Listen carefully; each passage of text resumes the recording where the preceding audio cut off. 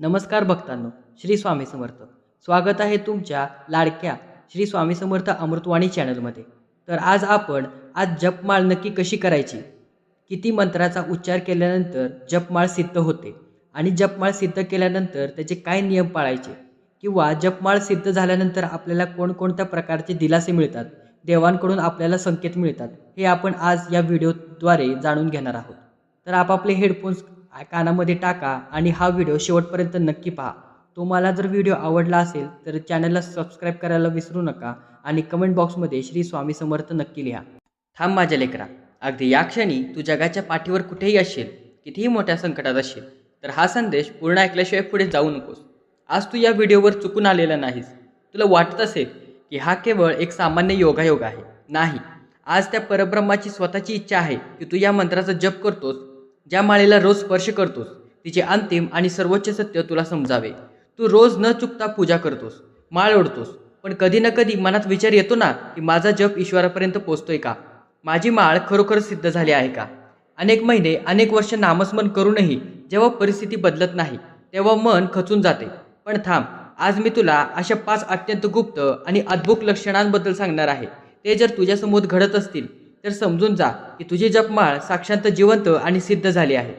जेव्हा एखादी माळ सिद्ध होते तेव्हा तिच्यामध्ये काही अशी लक्षणे दिसू लागतात जी सामान्य डोळ्यांना दिसत नाहीत, पण जी ती संपूर्ण नशीब बदलून टाकतात.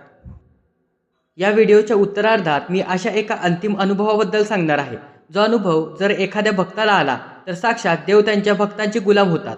तो अद्भुत अनुभव कोणता आणि तुझी माळ सिद्ध झाली आहे का नाही हे कसे ओळखावे, हे आज आपण अगदी सविस्तरपणे जाणून घेणार आहोत.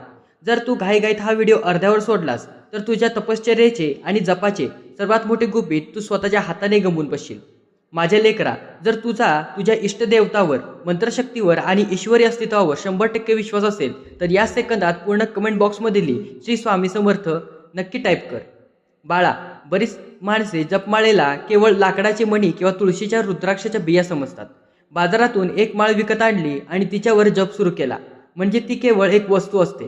पण जेव्हा तू त्यावर रोज एका विशिष्ट मंत्राचा गजर करतोस तेव्हा त्या माळेचे रूपांतर एका अत्यंत शक्तिशाली आणि आध्यात्मिक यंत्रामध्ये होऊ लागते. या ब्रह्मांडात अनेक गोष्टीला एक विशिष्ट फ्रिक्वेन्सी असते. जेव्हा तू डोळे बंद करून पूर्ण एकाग्रतेने मंत्रोच्चार करतोस तेव्हा तुझ्या तोंडातून निघणारे ध्वनी लहरी आणि तुझ्या बोटांमधून निघणारी शरीरातील ऊर्जा त्या माळेच्या प्रत्येक मण्यामध्ये शोषली जाते. माळ ओढताना आपण अंगठा आणि मध्यमा यांचा वापर करतो आणि तर्जनी बाजूला ठेवतो. मध्यमा बोटाचा थेट संबंध आपल्या हृदयाशी नशांशी असतो. त्यामुळे जेव्हा तू माळ ओढतेस तेव्हा प्रत्येक मण्यासोबत तुझ्या मनातील भक्ती आणि मंत्राचे चैतन्य त्या माळेत साठवले जाते. जोपर्यंत माळ सिद्ध होत नाही तोपर्यंत ती फक्त एक मध्यमा असते, पण जेव्हा ती शुद्ध होते तेव्हा ती स्वतःच एक ऊर्जेचा महासागर बनते. आता आपण त्या पहिल्या अनुभवाकडे वळणार आहोत, जो जपमाळ सिद्ध झाल्यावर प्रत्येक भक्ताला नक्कीच येतो.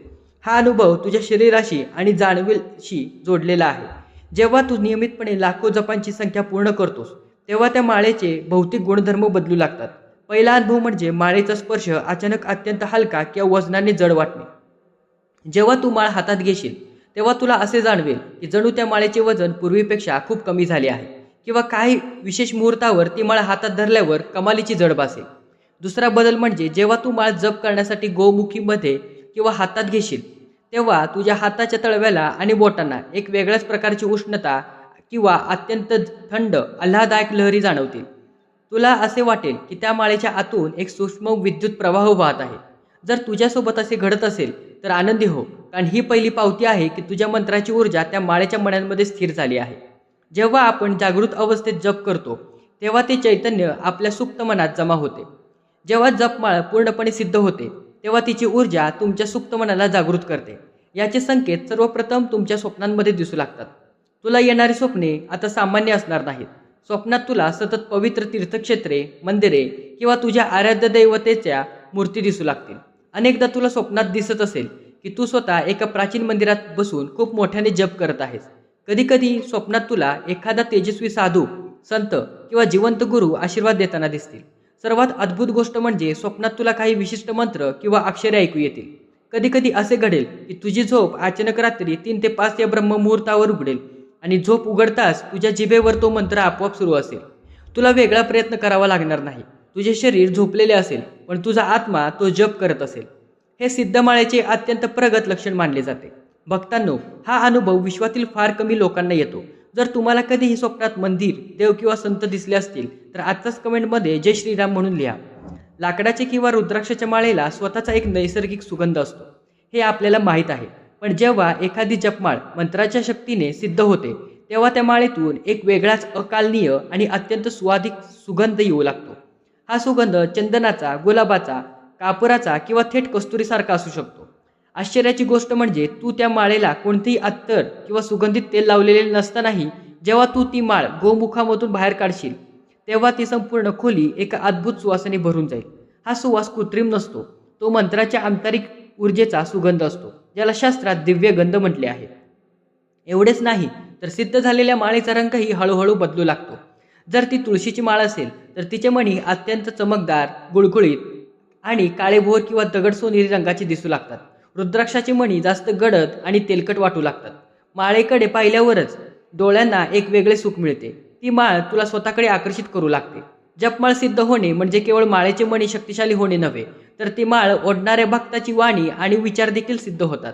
जेव्हा लाखो जपांमुळे माळ सिद्ध होते तेव्हा भक्ताला वाक्सिद्धीचा छोटा अंश प्राप्त होतो.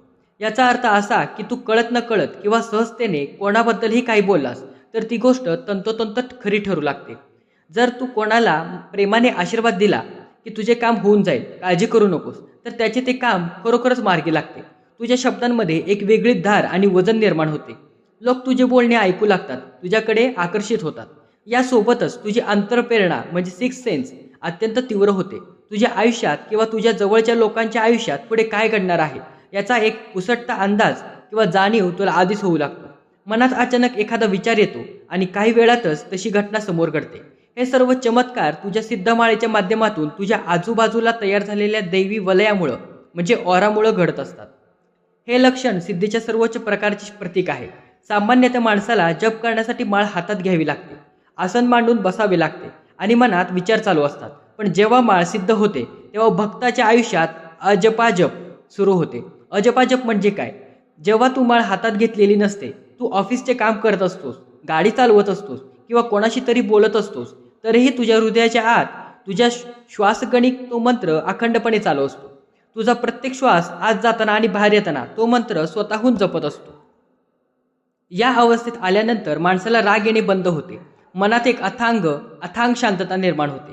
बाहेर जगात कितीही मोठे वादळ आले, कितीही मोठे संकट आले तरी तुझे मन विचलित होत नाही.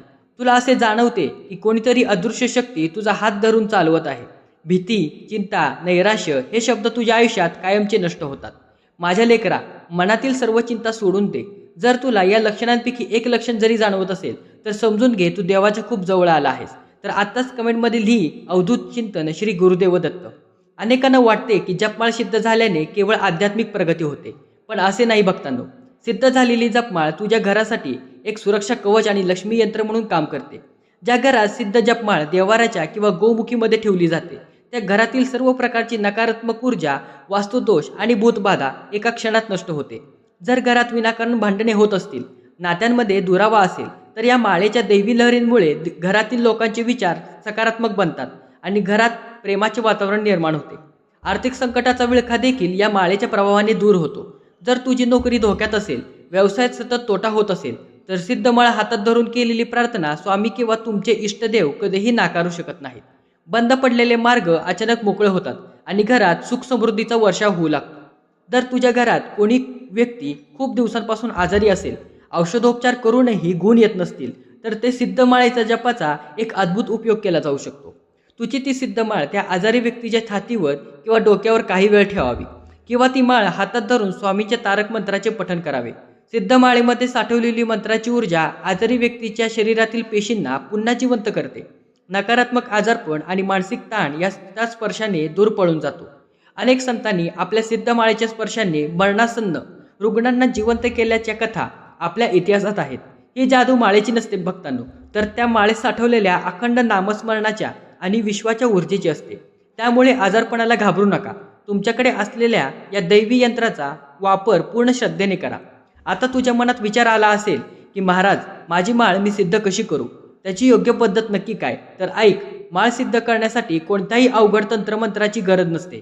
गरज असते ती केवळ सातत्याची आणि श्रद्धेची. सर्वप्रथम तुमच्या देवतेनुसार योग्य माळ निवडा.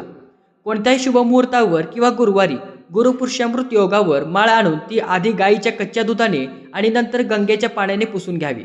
त्यानंतर माळेला अष्टगंध किंवा चंदनाचा टिळा लावा. देवासमोर बसून आणि सुरुवातीला संकल्प करावा आणि रोज एक निश्चिंत सख्या जप करण्याचा प्रयत्न करावा. जप करताना नेहमी गोमुखीचा वापर करावा.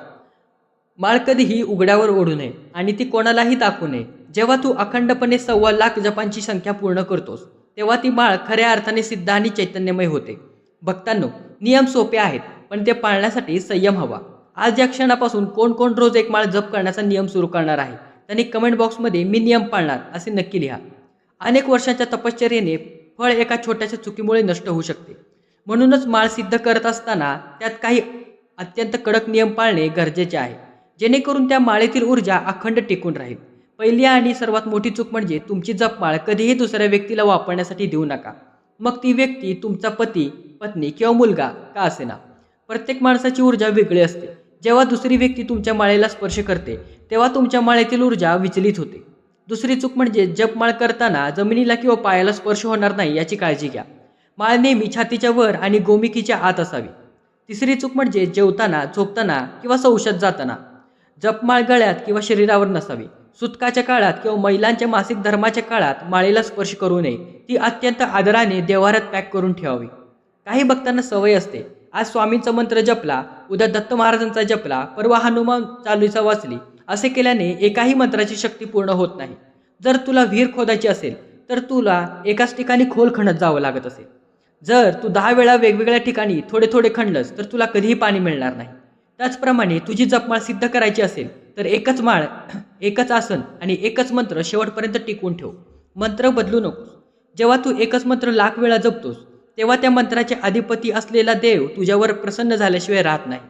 सुरुवातीला मन खूप चंचल होईल. जप करताना घरातील विचार, पैशांचे विचार मनात येतील. घाबरू नका.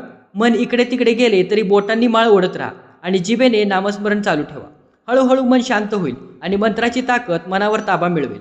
जेव्हा तुझ्या जपाची संख्या पूर्ण होते त्या व्रताचा किंवा विधीचा समारोप म्हणजे उद्यापन कसे करावे हे समजून घेणे गरजेचे आहे. उद्यापनाच्या दिवशी सकाळी लवकर उठून माळेची विशेष पूजा करावी. माळेला पंचामृताने स्नान घालावे. स्वामींना किंवा तुमच्या इष्टदेवतेला पुरणपोळीचा किंवा खडीसाखरेचा उत्तम नैवेद्य दाखवावा. या ठिकाणी तुमच्या क्षमतेनुसार ब्राह्मणाला, गरिबांना किंवा लहान मुलांना अन्नदान करावे. कारण दानाशिवाय कोणतीही सिद्धी पूर्ण होत नाही. पूजा पूर्ण झाल्यावर सिद्ध माळ तुमच्या गळ्यात धारण करावी किंवा ती गोमुखीमध्ये ठेवून अत्यंत सुरक्षित जागे ठेवावी जिथे कोणाचेही वाट हात लागणार नाही. आता ती माळ तुझी सर्वात मोठी संपत्ती बनली आहे. लेकरा, जपमाळ सिद्ध होण्यासाठी म्हणजे केवळ काही चमत्कार दिसणे नव्हे तर तुझे संपूर्ण जीवन बदलून जाणे होय. कर्माची गती अतिशय विचित्र असते. आपल्या पूर्वजन्माचा पाप कर्मांमुळे आपल्याला या जन्मात सुख, दुःख, आजारपण आणि दारिद्र्य सहन करावे लागते. पण जेव्हा तू हातात माळ धरून देवाचा धावा करतोस तेव्हा तुझ्या प्रत्येक जपासोबत तुझी ती वाईट कर्मे जळून खाक होतात. देव तुझ्या नशिबाचे लेख बदलू शकतात कारण ते कर्माच्याही वर आहेत.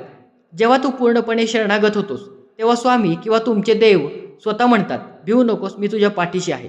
तुझा हा सगळा भार आता ईश्वराने उचलला आहे. त्यामुळे उद्याची चिंता करणे सोडून दे. जे काही घडत आहे ते तुझ्या चांगल्यासाठीच घडत आहे. हा भाव मनात नक्की ठेव. माझ्या प्रिय भक्ता, आजचा हा सिद्धमाळेचा महासंवाद तुझ्यापर्यंत पोचणे हा साक्षात विधात्याचा आशीर्वाद आहे. कदाचित तू खूप दिवसांपासून गोंधळत होतास, तुला मार्ग सापडत नव्हतास. म्हणूनच आज स्वामींनी तुला हे गुपित सांगितले आहे. आज मनातील सर्व शंका, सर्व नकारात्मकता नदीत वाहून टाक. उद्याची सकाळ आयुष्यात एक नवीन ऊर्जा घेऊन येऊ शकते. पूर्ण विश्वासाने तुझी जपमाळ हातात घे आणि नामस्मरणाला सुरू कर. संकटे दूर होतील बाळा, पण आजारपण पळून जाईल आणि घरात आनंदाची उधळण होईल. हा अत्यंत गुप्त आणि पवित्र आशीर्वाद केवळ स्वतःपुरता मर्यादित ठेवू नका. तुमच्या अशा मित्रांना किंवा नातेवाईकांना हा व्हिडिओ नक्की शेअर करा जे सध्या निराश आहेत किंवा देवपूजा करून थकले आहेत. कोणाचे तरी अंधारमय आयुष्यात ज्ञानाचा दिवा लावण्याचे माध्यम तुम्ही बना. कमेंट बॉक्समध्ये पूर्ण भक्तिभावाने दोन्ही हात जोडून लिहा, अनंत कोटी ब्रह्मांड नायक राजाधिराज योगीराज श्री स्वामी समर्थ महाराज की जय. व्हिडिओला लाईक करा, चॅनलला नक्की सबस्क्राईब करा आणि बेल आयकॉन दाबायला विसरू नका जेणेकरून ईश्वरी कृपेचे असेच अमृत विचार तुमच्यापर्यंत नेहमी पोहोचत राहतील. संतोषी राहा, सुखी राहा, निर्भय राहा. श्री स्वामी समर्थ. जय जय स्वामी समर्थ.